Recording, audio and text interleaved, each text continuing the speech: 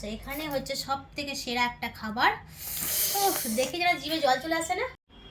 চলো দুপুরটা অনেকটাই হয়ে গেছে, 2টো বেজে গেছে, এবার রান্না বান্না হয়েও গেছে, খাওয়া দাওয়া করবো। কী কী রান্না করেছি দেখিয়ে দিই। এই হলো গরম গরম ভাত, এটা একটুখানি কালকের ভাত রয়ে গেছিলো সেইটা আর কি, এই যে বেলায় করেছি ভাতটা। সকালবেলা টিফিনে ছেলেকে একটু প্রেশার করে ভাত করে দিয়েছিলাম, সে খেয়ে চলে গেছে। আর আমাদের রান্নাটা একটু বেলায় বসিয়েছি।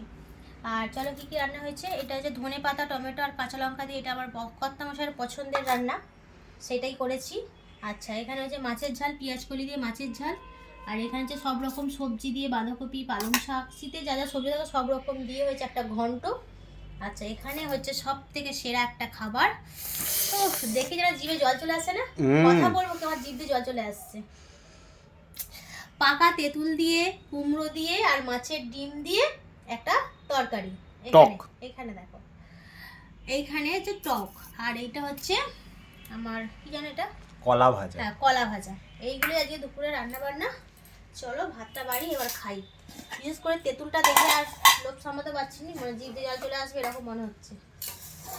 আজকে এলে ভাত খাই দেবো। হ্যাঁ ভাতে আছে একটা পেঁপে সেদ্ধ। বাবা কি গরম গো ভাতটা।